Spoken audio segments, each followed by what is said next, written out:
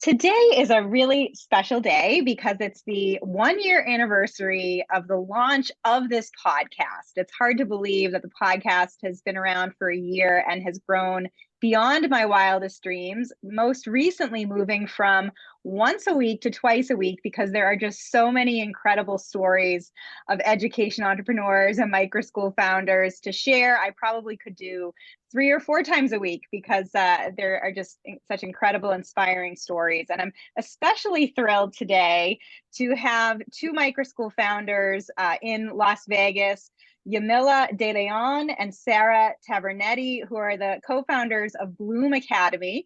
And I have the privilege of spending the week this week in Las Vegas, meeting with microschool founders here. Las Vegas is another one of these emerging hubs of education entrepreneurship. There's roughly 25 microschools within a 10-mile radius of the Strip, and just an exciting place to be. And so I'm thrilled to be able to not only be in Las Vegas and visit with Sarah and Yamila and many other microschool founders, but also really special to be able to do that on the 1 year anniversary of the podcast.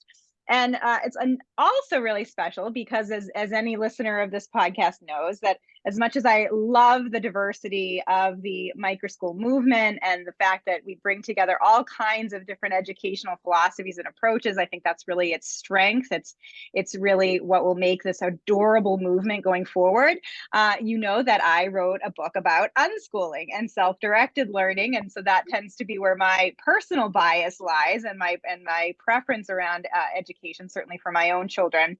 And that is the essence of Bloom Academy that Sarah and Yamila run, and really just embracing these principles of non-coercive, self-directed learning in such a beautiful space. And I was just so thrilled to be able to see that today. So Sarah and Yamila, welcome to the LiberatED podcast. Thanks for having us. Yeah, thank you so much, Carrie. And congratulations. Oh, thank you. Yeah, it's been a wonderful year and so much more to come. Looking forward to seeing what emerges over the next year.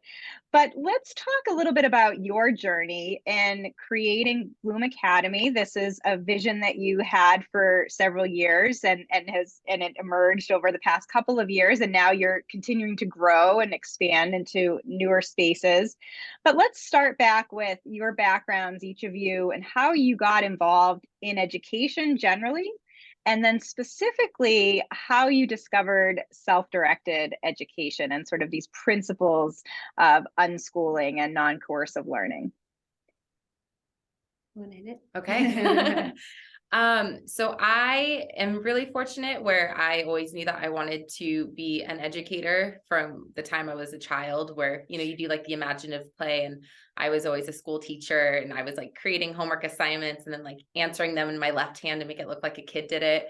And then I'd grade them. And I think I always knew that I wanted to work with kids. And so that carried out until I graduated from high school and went to college, and I just went straight for elementary education. And I taught at a Title I school here in Vegas on the East Side for 3 years. I taught second grade, and that's also where I did my student teaching. And it was funny, and this is something, Yamila's story will also emphasize, is I went to private school my whole life, and it was a lot of project-based learning and, yoga and woodworking and bead art. I had a really, really neat educational experience. And then I went to teach in public school, and really it was a rude awakening to see what was happening within the school system. And, the first 3 years, I kind of noticed that I wasn't caring so much about things that they really emphasized an educator should care about, the data, the standards, the grade level expectations, standing in a straight line with your hands by your side, and all these things that didn't really jive so well with me. So I thought that I just wasn't meant to be a teacher. And I left the school system. I resigned and went to Panama and did a program there for 3 months, where I got to teach in a really rural town in Panama called San Miguel. And through that experience, I was able to see kids learning from their natural environment and really being curious about things that they were surrounded by and wanting to make sense of them without any instigation or interference from myself, right? They were just genuinely curious and asking questions and wanting to discover, and they were enjoying what they were learning about. And that is everything that I had always believed in. And so it kind of affirmed that kids can learn in a less coercive way and in a much more free environment, and they are naturally curious. So I went back to the school district to begin implementing all of these like newly invigorated ideas that I had about children learning. And I implemented them, it was like flexible seating. So the kids didn't have assigned seats, which was this like novel idea, right? Like kids can choose where they want to sit and how they want to sit, and if they want to sit. And then we would do independent writing or independent learning time where they could learn about anything they wanted. There was an hour each day where they could use any of the materials in the classroom to learn or create anything they wanted. And it was really cool to watch what these kids were able to do. And it was just one thing after another where I was watching my kids really flourish in those ways with all of this freedom and responsibility and trust and empowerment. But then they would move on to third grade where became a lot more rigorous due to the state testing. And a lot of those freedoms were kind of taken back, and they didn't have as much choice, and they had to really conform again to the system and those expectations. And that was really hard for them, obviously, and for their families and for their teachers. So I think on top of that too was watching how little attention we paid to their social emotional skills.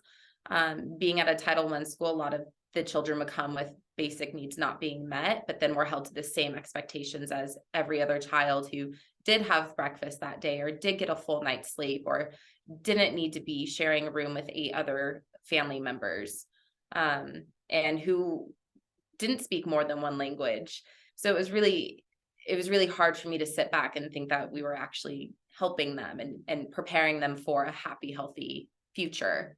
So I resigned for the second time from the school district with this idea of like, I'm going to create an environment where my classroom environment is the consistent through all of their school age, where they don't have to question whether or not they have the power or the capacity to take charge of their learning. So that was how I began the journey to self-directed learning. I saw you speak at the Arrow conference, which was where I learned about all of this. Ken Danford from North Star was a really big part of the idea behind what Bloom could be, because I'd never heard of it before, of self-directed learning or unschooling. So it was really neat to listen to you speak. It was right when your book had just come out, and listen to Ken talk about his experiences with North Star. And two pieces of advice that Ken gave me, and actually many people gave me there, was to one, get a business partner, because starting a business, especially something like what we're doing, is really challenging, and you need a really great business partner who believes in the mission and embodies it and is ready to do the ebbs and flows of starting something like that. And then what was the other piece? Oh, to travel and see as many self-directed learning centers as we could, because there was nothing like it here, and obviously I had no experience in it. So to be able to travel and really take bits and pieces of what we saw working that we think would fit in Vegas would be important. It's so great. Yeah. And Sarah, I think that the Arrow conference that I spoke at back in the spring of 2019 was also where I met Cassidy Youngins, who was also inspired by Ken Danford and the Liberated Learners Network and North Star Self-Directed Learning for Teens. And of course, I had her on the podcast at the beginning of January talking about creating her Wild Roots learning community in Dallas. So great to think that it was that conference that kind of brought everybody together and inspired certainly you, and I think Cassidy as well, to launch out on their own. So definitely exciting to make that connection. And Yamila, what about you? What is your story and your background? How did you come to education and self-directed learning? Yeah, just like Sarah was saying, like we have an overlapping of what she saw in her students is literally what I went through. As a child, I went to a Title I school, not even knowing that it was a Title I school. They actually even offered like English and Spanish courses. That way, because the majority were Hispanic kids, to where they didn't even speak English. So I would take English classes in the morning, and then in the afternoon I would take my Spanish classes, but not understanding any of my English classes in the morning. So everything was just having to be like translated again when they were like teaching complete different things. But yeah, like everything that Sarah was naming that she saw within her kids, I was going through. And like that created so much like suffer within me, but also created so much strength, because as I got older, I knew that I can, like, I wanted it so badly. I think that was already creating like a self-directed learner within me anyway, with all that strength. Like, I don't want to be in a place where I don't feel understood or heard. So like I kept fighting, and finally got to a place where like I taught at a childcare where they exposed us to the Montessori method. And I was already going towards education anyway, because I also wanted to be a teacher. And then my kindergarten teacher did inspire me to be a teacher as well. But I think that's what kind of like nudged me even more. As soon as I found the Montessori method, I was like, I want to do that. I can't even believe there's like alternative education. And so when I came across it, I became a Montessori teacher. I took some of the trainings, and I got my child development associates. And once I did that, I just like did full on Montessori, 3 years here in Vegas, and then three years in Vietnam, which was like completely different too. I mean, with all due respect, like the culture clashes a bit much with like the the Vietnamese culture clashes with the Montessori method, I think, but that's a whole other story in itself. But yeah, so I got into that field, and I think my past experiences as like a child and coming from a Mexican background just created that self-directed learner within me, because in my culture, a lot of the parents are just like, go do your own thing, and like you guys watch out for each other kind of thing. And then also like my parents being immigrants, my dad's always working, my mom was working also. There was a point where she was a stay-at-home mom, but her English was very minimal, so she couldn't help with homework. So we'd have to just figure it out on our own, or I would like learn my own ways to like make the homework up, and for some reason I would always get it. Like I would learn my own way on how to do something. Like I would struggle, but I would just do it. Until this day, I still do it. It's so funny. I would just like make my own path. Like, here are your guidelines. Okay, I will follow somewhat your guidelines, but I'm going to give you what I feel is correct. So like, yeah, I guess this is just how it all like ignited in me. It just I became like such a natural learner because of like the circumstances that were given to me. And now I just know how to operate in that way. And I feel like it is so much better for minorities to have that opportunity to learn on their own, because like SAT scores and stuff like that, like all of that stuff is really, what do you call it? Just like known for one part. It's biased. Yeah, it's known for just like one particular race, right? To where like it's not measured for anybody else, and like their economic status and all of that stuff. Like, yeah, so I think I might be going a little too far in now, but yeah, this is just kind of where like my journey has gone and why I ended up here.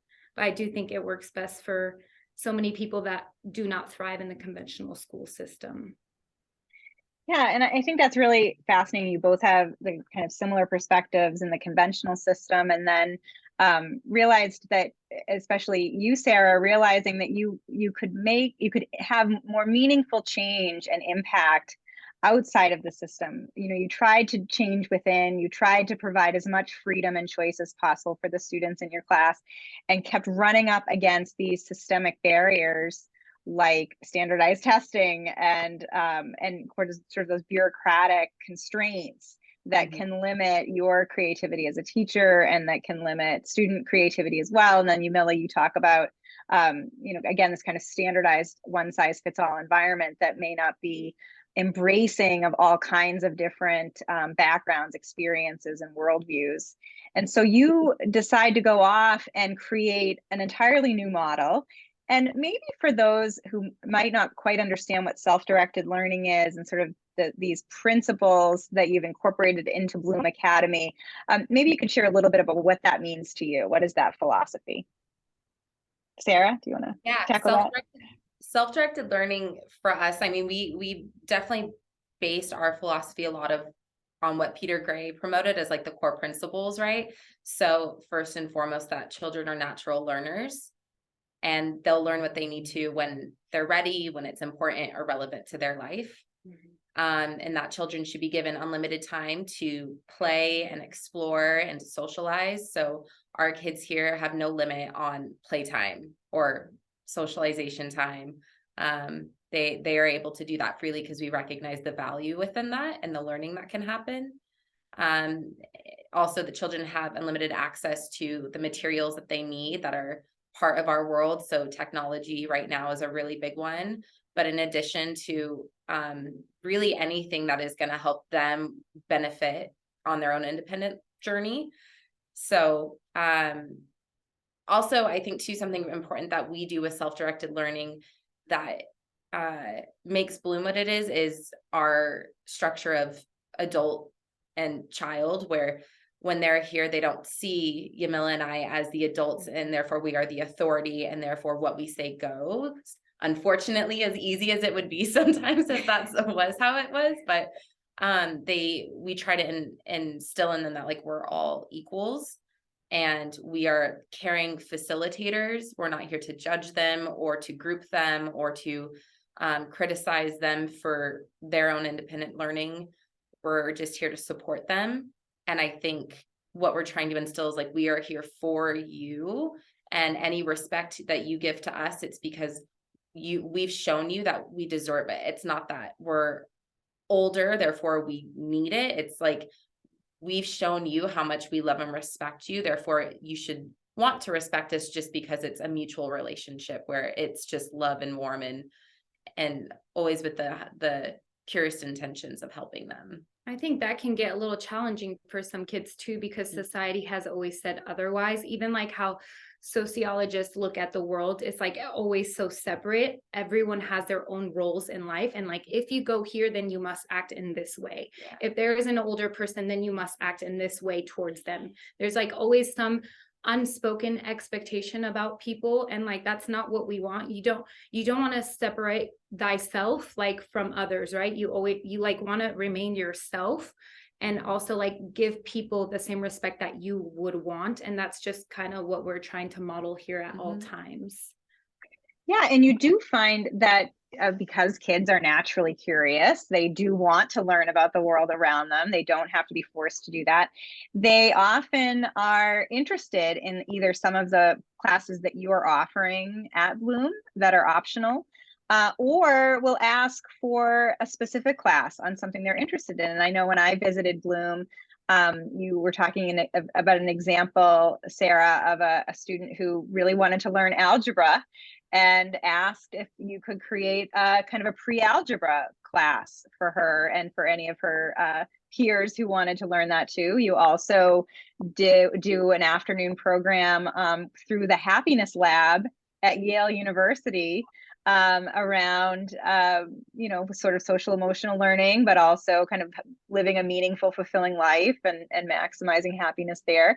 I know you mentioned that you're heading to do some charity work in providing food at a local charity and helping with these kind of community service projects. So there's all kinds of things going on. And, for people who say, well, kids have to be forced to learn, what do you say to them? Maybe, I'll have you answer that.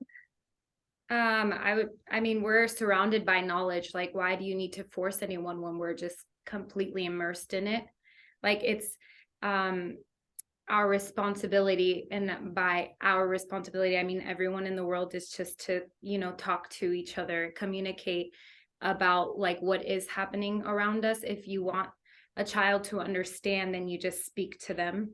about what that subject is, no matter what it is. If they're curious, then that's because they're ready to hear about it, and you can just speak upon it, and I think they'll be ready to receive it. But yes, we're just like constantly immersed in it. And when I was visiting, Yamila, I know you were working with at a round table in your cozy, comfortable room with some couches and lots of space for the kids to be on the floor. And you were kind of working with two boys around a round table. Wonder if you could talk about what you were working on and kind of how that project came to be. Yeah. So some of the time, like when we come up with ideas, we kind of start developing on them, and then we build as the weeks go by. But today we were talking about like the 9 components of intelligence, and just like building on that and talking about like what examples go into what. Like, is there like analytical, which is more logical? Like, what examples would that be? Is that a chessboard? Like, is that mathematical? Is intuition counted in one of those intelligence? And like talking about different kind of like animes that involve one or the other. So yeah, just like really going into in depth of like what shows or like what examples can go into that type of intelligence. And Riley, actually one of the older kids, does animation videos and measures their type of intelligence by taking one here and the other one, and then just like comparing the two and then giving them points of like who did what, and then he'll just go ahead and assess them, I guess. So this is, of course, Howard Gardner's theory of multiple intelligences, and bringing that into conversations in your group. That's so neat. So Sarah, when you decided after that AERO conference, again, that's the Alternative Education Resource Organization. They have an annual conference that brings together educators interested in launching their own kinds of alternative learning programs or already running them. You did a road trip where you kind of took Ken Danford's advice. He's the founder of North Star, self-directed learning for teens in Massachusetts, one of the first self-directed learning centers that was launched back in the mid-1990s. He also was a former public school teacher. You did this road trip, and anyone can go to your YouTube channel and see it. It was really neat, where you kind of visited some of these self-directed learning centers and gained inspiration. And then, what happened next as you kind of prepared to launch? What were the steps that you took to find a space, to find students who would be interested in this kind of learning environment? What were kind of the early stage efforts there? So when we got back, one of the pieces of advice we got, was it Catherine from Lighthouse Holyoke? Catherine? Yeah. She suggested that we do coffee dates with as many different people as we could get, just to learn from the community, like what they felt the needs were for education for our community, because they would know best too. So we sat down, we put flyers up, we posted on our social media, like, hey, we want to meet with you. Tell us what you're thinking. Let's share what our vision is. And then you can give us feedback, because we really want Bloom to cater to the community. And so we sat with a lot of people. We had coffee dates with parents, with kids, with educators, past educators, and even just like community members who were interested in hearing what we were doing. And I think that really helped us to refine our vision, because after the road trip, we really had a good idea of what we wanted Bloom to look like based off what we saw. We were able to see like ALCs and Sudbury schools and like democratic schools, and then places like North Star. So we were able to take bits and pieces that we felt were aligned with us. And then we were kind of able to test it out on the community when we would meet with them. So that was a really big part in our planning. But then, and then we'd planned to just open. We're like, okay, we have our philosophy, and now we'll get a space and we'll open. And then COVID hit, and we were supposed to open in August of 2020, and we were kind of waiting to see, because in April nobody really knew how long it was going to last, and we're like, okay, well, we'll push it to January of 2021. And as the year went on, we're like, oh my gosh, this thing is not going away. all right, we're just going to push it to August of 2021. And then we ended up running, and we had a name for it. It was called Curious Roots, but everybody calls it Mini Bloom, which Yamila graciously opened up her condo for us to host it out of there. And so I think at one point we had maybe 6 or 7 kids, but on average 3 or 4, 3 days a week in her home. And we were able to kind of do a pilot run of Bloom, which was also such a blessing. Yeah. That allowed us to get more content out there, you know, and kind of let them know what we're doing by like showing them in like real time of what kind of activities we're doing. And I think even before then, we also started doing brunch with Bloom. While the pandemic was happening, we'd have like nice chats with former educators and talk to them about like what's happening in their life and how we can better the system type thing. That was a lot of fun. And then after that, that's like the Mini Bloom came about, and just creating content for our social media. And then we just started doing some like fun little dances with like TikTok, and the social media kind of just started evolving. Yeah. And Yamila, I love that it started small out of your condo, right? Because I think a lot of education entrepreneurs, they wonder, how do I get going? You know, it can be intimidating to get out there and begin, and just starting really small with what you have, maybe even out of your home, and just see how it goes, can give that catalyst and provide some more perspective on what works and what doesn't, and ultimately give you some time to figure out where you can find a bigger space and something that's more conducive to what you're trying to accomplish. And so, Sarah, you know, you probably thought, oh, it'll just be easy now that we've kind of proven the model, and you know that some families are interested. We'll just go rent a space, right? That'll be simple. But not so much, right? What did you discover there? Yeah, little did we know. I mean, Harry, honestly, I think I mentioned this today. It was challenging for us to get up and running on the business side of things.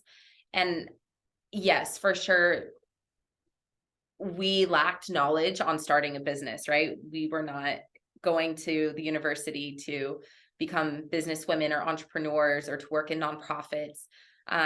So we tell people all the time, like, we are self-directed learners. Bloom is the goal of 2 self-directed learners who we literally had to learn as we went. That being said, it was very challenging to learn what would be best for our business with what's provided by our city, state. But we learned a big, thick book.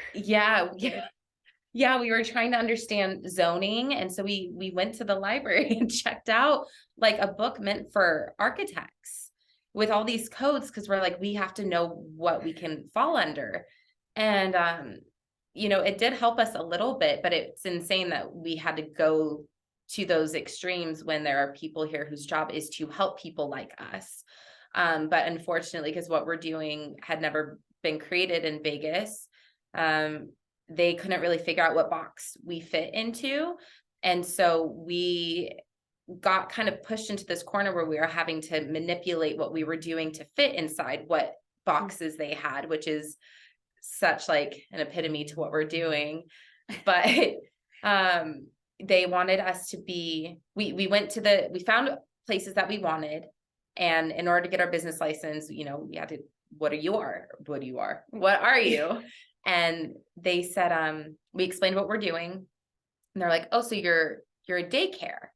And we're like, no, this is why we're not a daycare, because this is what it says a daycare is, and we don't do X, Y, Z. And they're like, okay, so you're a tutoring center. And we're like, no, not really. But that was our only option. And if we were to do that, we would have to apply for a special use permit, because one of the requirements was a 2-to-1 ratio of child to adult. And obviously neither of us, nor I'm sure many of the other adults, want 8 adults in a space with all these children, right? That's just not the environment we're trying to create. So in addition to that, it would have taken months to get this permit. So we ended up looking in different buildings and found this place, which is in a strip mall.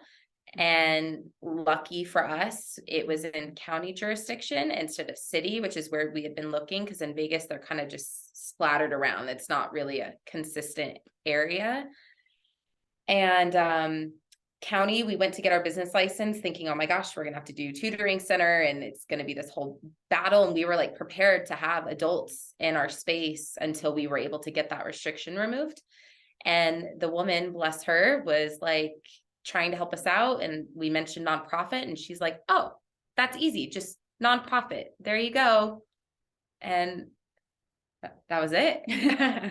But it was a challenge. It was not the easiest.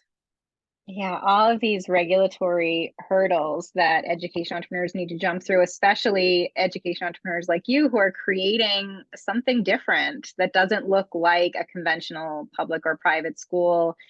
You specifically wanted this to be a model for homeschoolers to provide that freedom and flexibility. So all of your students are recognized as homeschoolers in the state of Nevada.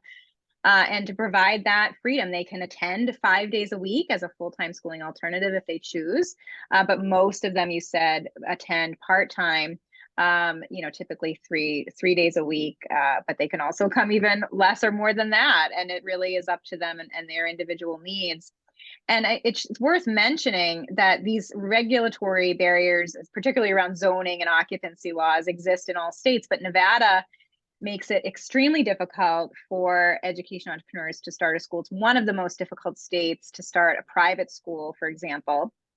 In some ways you have to be either a religious school or you have to be a licensed teacher administrator in order to start a private school in Nevada. That's something quite unusual. So that may not have been what you would wanted to do anyway, because you did want to serve homeschoolers. But even if you had wanted to run a private school, there would have been additional hoops to jump through. There's accreditation requirements and so on that really just limit the options available to families. And that's actually why I think it's as extraordinary as it is that there are so many microschools in the greater Las Vegas area that despite these barriers, entrepreneurs are pushing ahead to create these models. I know the National Microschooling Center, Don and Ashley Slafer, who've been on the podcast before, are doing really amazing work in trying to support microschools nationally, as well as in Nevada, because that's where they're based. So great to see that happening despite some of these burdens. And Yamila, I wonder if you could talk about what does the community of learners look like now? How many students do you have? What are their ages? And then what are your kind of plans for the future? Because you have ongoing demand for what you're building there. Yeah, we have lots of good plans happening. So right now we have 31 kids, ages 5 through 14. And then every year we increase the age all the way up to hopefully 18 at some point soon. So that is like our future plans. And we are in this current location for about another year. So after that, hoping to expand to a homier looking place, at least with like a backyard, because we know that that's important for the kiddos. But yeah, like our community is getting really diverse, which I'm really happy about. At first, it started just like mainly Caucasian kids. I mean, is that like... That's no. Okay. Yeah.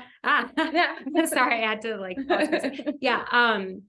And then I think the more and more that we expanded, like that word of mouth thing happening, parents heard about us, and now like we're starting to get more diverse. And I know that's like really important for Sarah and I to have, because we do want to be known in that just like that demographic, right? So hopefully going more central, getting a bigger space, getting more kids. I mean, we have big dreams, but we'll save those big dreams for some other time. That way we have some room to chat about it later. But I think that's it for now, unless if you can think of anything else that I'm missing. Yeah. And Yamila, what are some of your biggest challenges now in running the program? What are some of the things that they're concerned about? Yeah. This is a good question right now, because we have been dealing a lot with like our philosophy. We still believe like really deeply, our heart is full in it.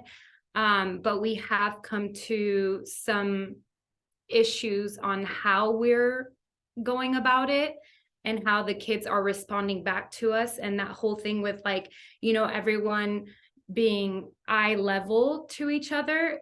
We think it's a beautiful thing and we want everyone to practice it still, obviously, but it still gets hard because they are wanting, like, they're sometimes combating our like beliefs, or like they feel empowered, but sometimes, they're still young.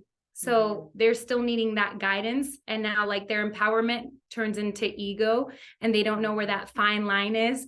And so it's just like, where are you at? Like now you're being a little disrespectful, and they're like, well, what is respect and why do I need to? And we're like, okay, like love you, but let's find a different way of how to communicate this. So I think that's been like a really big challenge of our philosophy of like seeing eye to eye, because there is a hierarchy, like anarchy type of way of the world, spinning.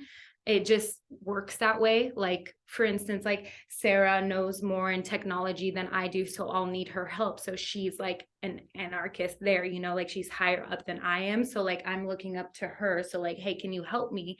And if there wasn't that, then who do we run to, right? Like there always has to be someone, but we don't need to see it in that way. So I think that's just what they're trying to figure out, is like, where are we seeing eye to eye and where are we not? And I think that's been the biggest challenge of like that fine line. And I think you're right that it's why, sort of the top down coercive model is the dominant one, because it's just easy to sort of have crowd control and have that authoritarian mindset and environment over children. And of course, then in that environment, they're not empowered. So I think it makes a lot of sense that as you're providing these young people with this sense of agency and empowerment, you're going to run into any kind of community challenges associated with that. But then being able to work through, freedom, not license, to talk about A.S. Neal. I know A.S. Neal's book Summerhill was featured prominently on your bookshelf, about, making sure that my freedom doesn't negatively impact another's freedom, and being able to work together in community respectfully. And it's just great to see that you're working through these things, because that's what makes self-directed, non-coercive learning environments challenging, but also really beautiful and needed, because these are young people who are going to grow up to be incredible, independent, empowered thinkers and doers, thanks to the environment that you're providing them. So kudos to you for that. And Sarah, as you think about the future of Bloom and also maybe the future of American education more broadly, what is your thought? Do you think that the dominant system can change, or do you think that we're going to need to look elsewhere to education entrepreneurs like you to see kind of a meaningful impact in the lives of children? Carrie, I struggle with that question, because like the dreamer in me is like, yes, there is hope for the system to change. I think like speaking from my teaching experience, I taught with so many educators who believe in what we're doing. Like my admin, when I was educating, is now the principal of I always say principal. She was my principal. She's the president of our board of Bloom, and she's brilliant and all about self-directed learning. That's always been her thing. I don't know if that's enough to change a whole system, unfortunately. I think that microschooling is becoming a bigger movement nationwide, which is really exciting. I think the more that we talk about it and the more people break away from it, the less scary it will be for families to embrace it and to become advocates for their children, even if it means going against the societal norm. I don't think the school system will be what we need it to be, because I think